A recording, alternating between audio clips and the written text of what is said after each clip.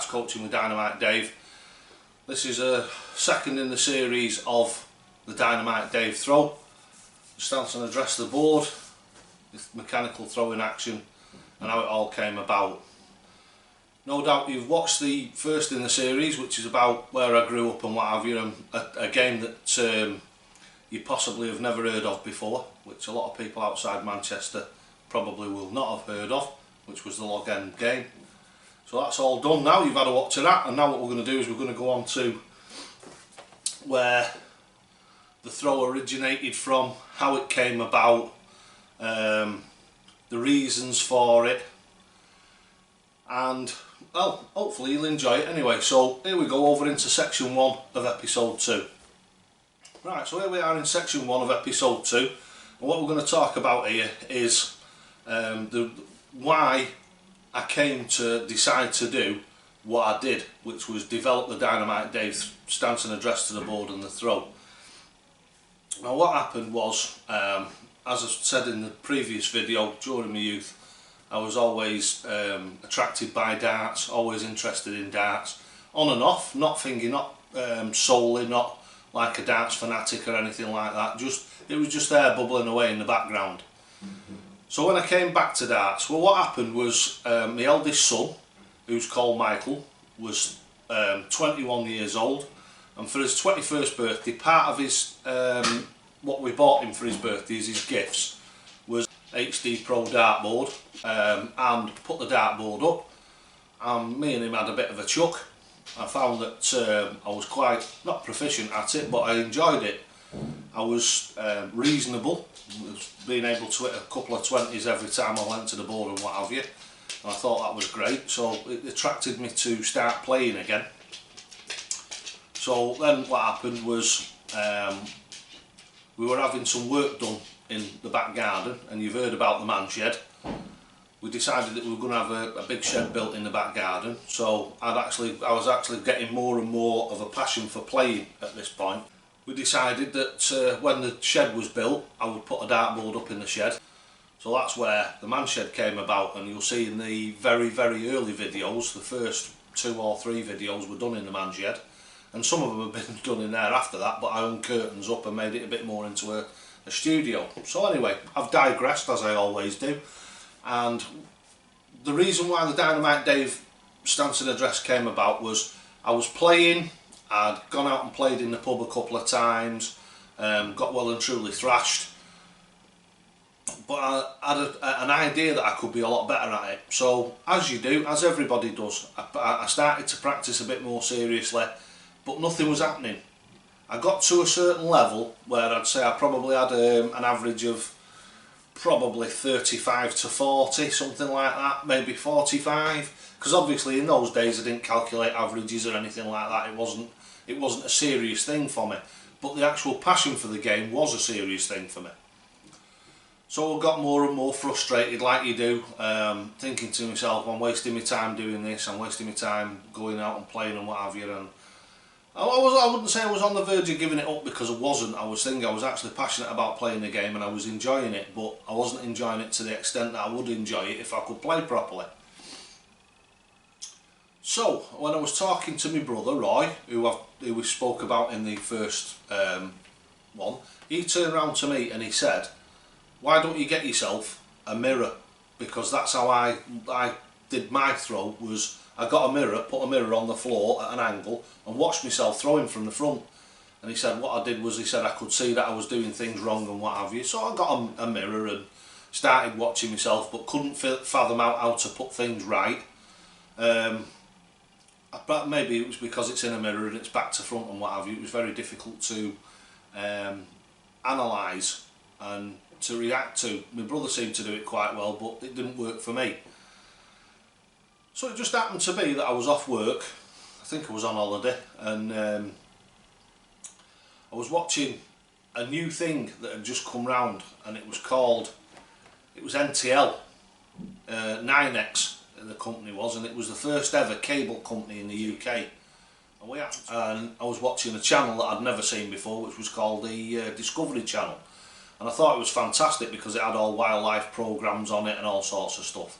and I just happened to be sitting there watching it, and this thing came up about a mechanical bow, and it was like these people from a university were trying to do the Robin Hood thing where he used to be able to, or they said he used to be able to split the arrows. Now obviously that takes some massive amount of skill, and for a human being to do it would be very, very, very, very difficult. So these university students had decided to make a mechanical bow, a version of a long bow, and set it up on a frame that was on wheels. This frame was on wheels. It was a bow on a frame, and they had a mechanical system that pulled the thing, the string back, or the whatever you call it, the cord, the wire. It pulled that back, and then it fired the bow. And on the early stages of it, they were finding that it was very difficult to get the exact amount of tension on the bow, the exact amount of this. Anyway, it was stuff that was pretty much irrelevant. But watching it, I thought to myself, well, hang on a minute, if something mechanical can produce that form of accuracy, then if you can produce something that's mechanical in a human form, it's bound to be more accurate. It's got to be more accurate. If you've got let's say a drill, and you're drilling down into something, like when you're doing a bit of DIY, the drill can be off at an angle. But if you've got a pillar drill and it's actually connected to a frame that brings the drill down in a perfect line, it drills the same hole every time. So why won't that work in a human form? If you're as mechanical as you can be, obviously there's still going to be slight anomalies there, because you're not a machine, you're a human being, and you're going to move, you're going to sway these things. But the more that you can compress that into the least amount of movements, the least amount of differences, the least amount of contributing factors in the way that you throw. Because in my early working career I was an engineer, and obviously engineers work to small tolerances, and this is where this in my mind came from, to become more mechanical and what have you. And then when I was doing it and I saw the bow, it just all sort of like fell into place, and it was like, that's what you've got to do, you've got to make yourself more mechanical. And started writing down, and then we were on a car boot sale, which we have in England. I think you call them garage sales in America, or front garden sales, and they happened to be there a Sony Handycam, which was it had like a little cassette thing in it. And I bought that, and I remember it cost me, I think it was £5, which is about equivalent of about $8 or $10. I got a pad, a pen, and that's how I went about it. I actually started thinking mechanically, thinking of how what the best stance is, as I've said to people, when you actually put your toe to the hockey, if you put your feet in an L shape, you've got it's unstable. So my thinking was, which is the most stable stance you can find? And the most stable stance that I could find was feet shoulder width apart. What we're going to start off with is the bottom half of your body, and getting this actual section of it correct, because as I've just mentioned, this is one of the big fundamental building blocks of how you're going to play darts, hopefully for the rest of your life. So what we do is, first time we come to address the board, we stand square on and have a look at the board. Look down at the hockey, which is here, and what we do is we put our foot side on to the hockey, and what you want is where your balance point is. So basically relax, you want your feet shoulder width apart or just less, no leaning onto your front foot, so you don't want to put a lot of pressure onto your front foot.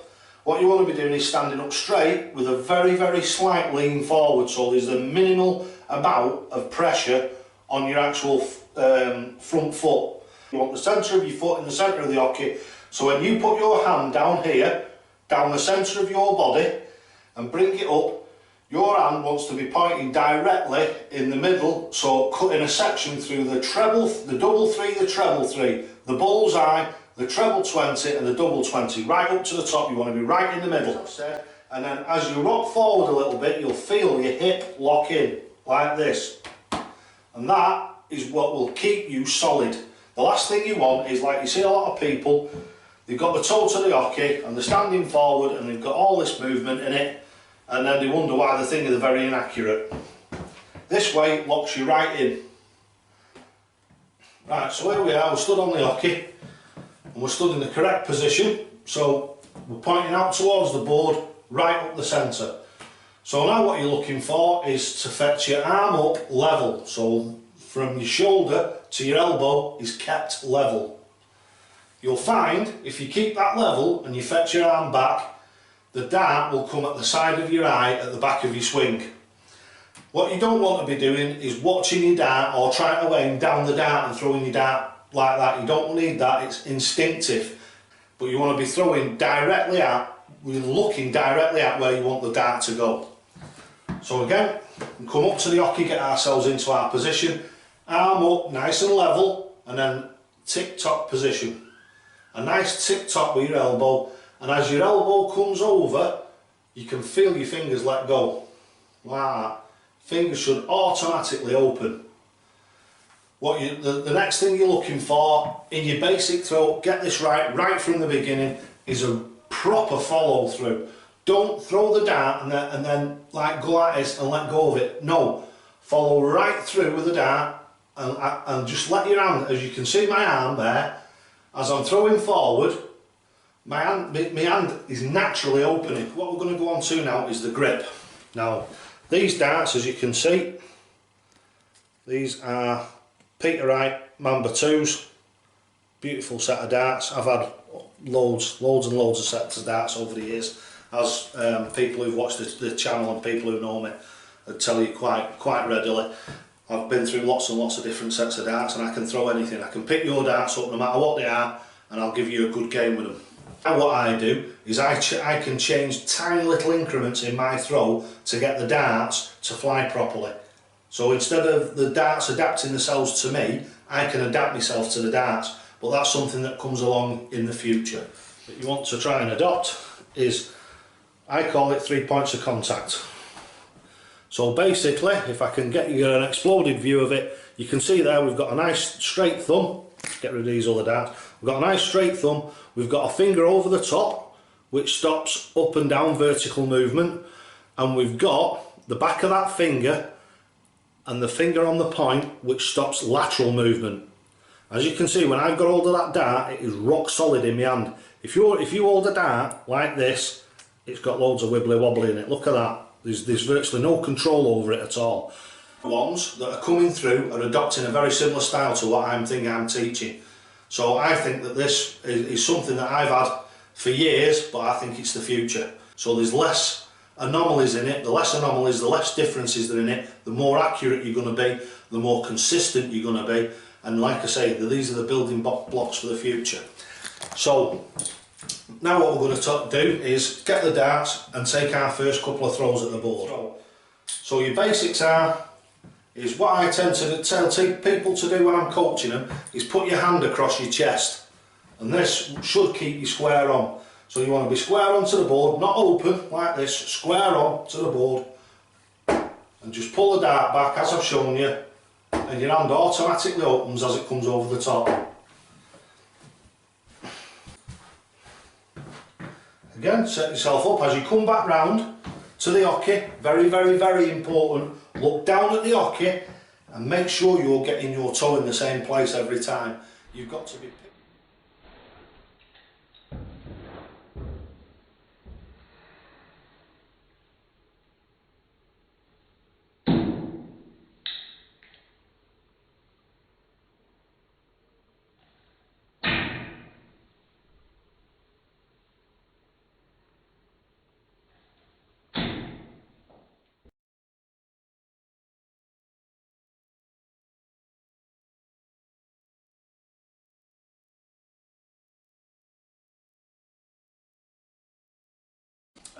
When you stood with your feet shoulder width or just less than shoulder width apart and you turn side on, then you've then got the stability of this way and the stability of that way as well, because your body's turned, not your body's turned at a 90-degree angle, but your head and your arm is over at not quite a 90-degree angle, because that would be quite uncomfortable, but you're as far over there as you can get. I would imagine perfection would be if you could be absolutely 90 degrees bang onto the board and your arm, if you get at 90 degrees, as I've said in loads of the videos, your arm won't go any further. It will, but you've got to force it.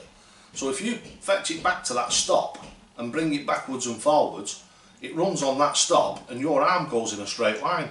And then it's a matter of doing is just turning your body a little bit here and there. So I spent 2 years, just over 2 years in the shed. Anyway, I spent 2 years building it up, and then I'd say towards the end of that 2 years I started testing it. So I went out to the local pub, which was the Queen's in Hyde at the time, the Gardener's Arms, the Clark's up at the top, and just playing people. And when I went out and played them, because I knew that my averages were going up, because by now obviously I'd got a smartphone, I'd got an app on it by the end of that 2 years, which is probably going back about 3 years now, something like that. I think I've been making the videos 3.5 years. So the thing of the smartphones were coming along, so I had an app and what have you. I had a tablet, so I actually had the apps that I've shown you. I think it was Dart Scoreboard was the first one that I ever had. It wasn't the Raspberry one, I was put onto that by someone else. But that was where I knew that my averages were getting better. So I went out to the pub, and then first time you go out to the pub, then you realise that there's another part of this game, and another big part of this game. And I think what we'll do is, I've set out that the 3 sections of this are going to be, the first section was the past, this is the one which is going to be the bones of it, which is going to be the longest one, and then we were just going to do one about the YouTube channel and thingy. But what I will want to talk about probably during the end of this one and maybe the beginning of the next one is the other massively important part of the game, which is the mental side. And that is which a lot of people have been talking to me about recently, which is playing under pressure. How do you get rid of those nerves and what have you? Well, there's 1 or 2 ways that you can control your own nerves and that, but playing under pressure, obviously, you're going to play better under pressure the more you do it. I mean, I always remember Gary Anderson saying, probably 10 years ago, when the PDC was actually really starting to take off and the prize money was getting big, he was saying he was actually physically sick sometimes before he went on stage, but once he got up on the stage he was perfectly fine. And that's just part of the mental side of the game, and part of the way that pressure affects different people in different ways. But the only thing I can explain to you and possibly show you how to do is to control that within yourself. Right, so we've gone through now how we've got the Dynamite Dave stance. We've done the 2 years worth of R&D, shall we call it, research and development, going back when something's been wrong, altering it, trying that, see if it works. And don't forget, this is another thing that I've said to you on hundreds of occasions. It doesn't work overnight. You've got to have faith in what you're doing, and you've got to stick to it. If you go and buy a new set of darts, I've said this on loads of videos, first couple of days, like one of the blokes said to me, oh, I've thrown a 180 with it, I had them, I took them out of the box within 7 visits or something, or 6 visits, or 5 visits, I've had a 180 with them, I've had 2 140s. It's nothing to do with the darts, that's to do with your concentration level, which is another part of the mental side of the game, which we'll go on to. So when I went out,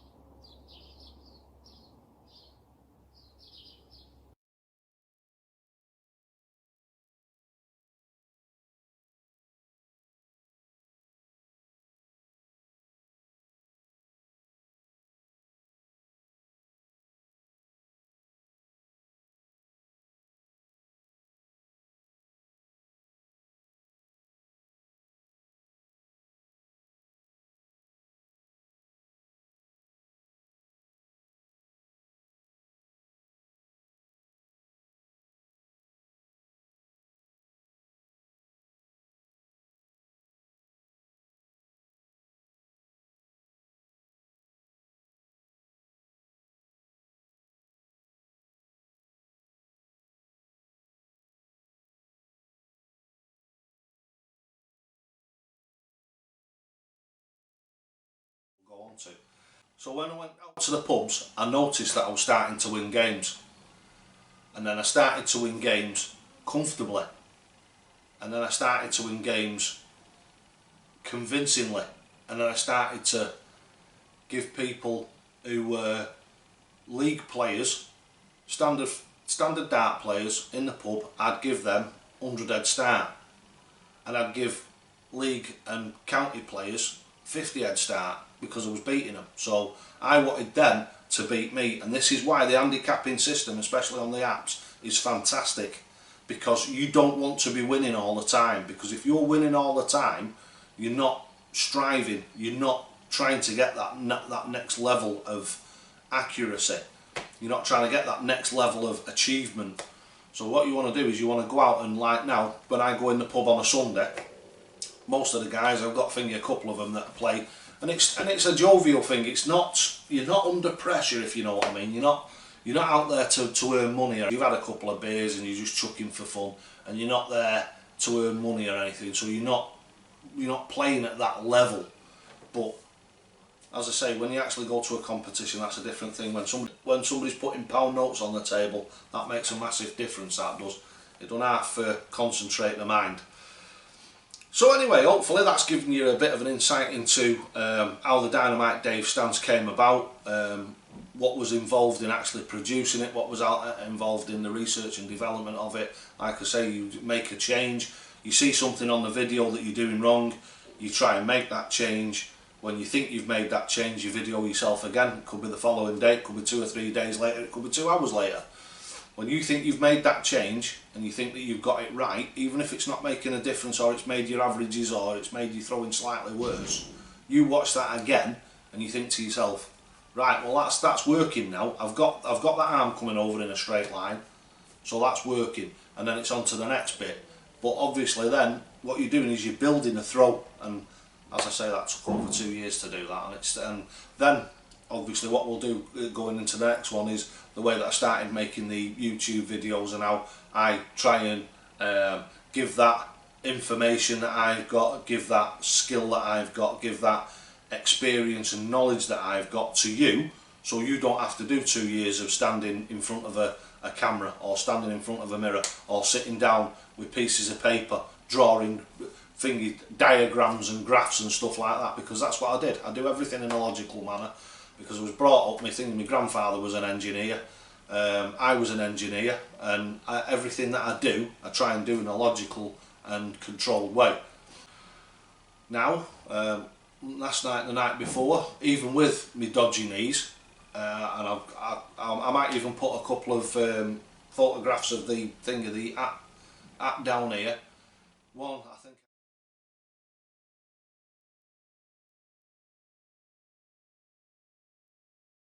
I've got 1 or 2 that are in the 90s, but they tend to happen when I'm getting tired.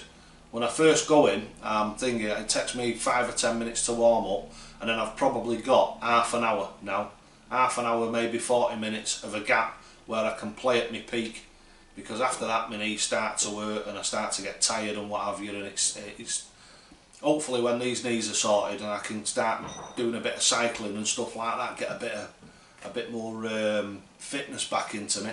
Hopefully that'll change and I'll be able to play at a competitive international level again, and then when I can play to that sort of standard, then is when you're going to start sitting me, because we've spoke about this, and I'm going to start getting onto the UK Open again, and hopefully maybe make a bit of inroads either into the PDC or the BDO. I don't think the BDO will want me though, because I've been quite critical of them, so they might not be too happy about having me around. It might not last too long. They might take me in a corner and give me a duffing like that, because I'm thinking I've got the best interests at heart, like I do with everybody, all my fans, all my family and everything. I always have the other people's best interests at heart, and the BDO, what's happened to that has been, for me, heartbreaking, because it's what I've grown up with. It was Cliff Lazarenko, wasn't it? It was Jockey Wilson, it was Dave Whitcomb.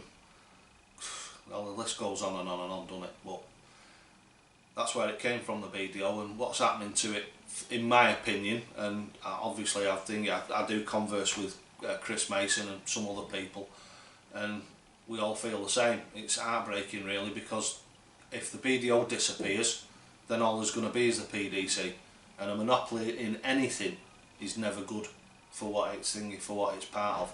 A monopoly in darts will not be good for darts. A monopoly in banking is never good for banking, etc, etc, etc. Right, so thanks for watching this second part of A Chuck and a Chat, which has been how the Dynamite Dave stance and address came about and the mechanical throw. And always, always, always, lads and lasses, thanks for watching. I hope you've enjoyed it. I hope it's been informative for you and entertaining. And if it has, don't forget the old thumbs up. Click the like button, share it as much as and as wide as you can. Don't forget, if you can afford to, just donate a couple of dollars, a couple of quid.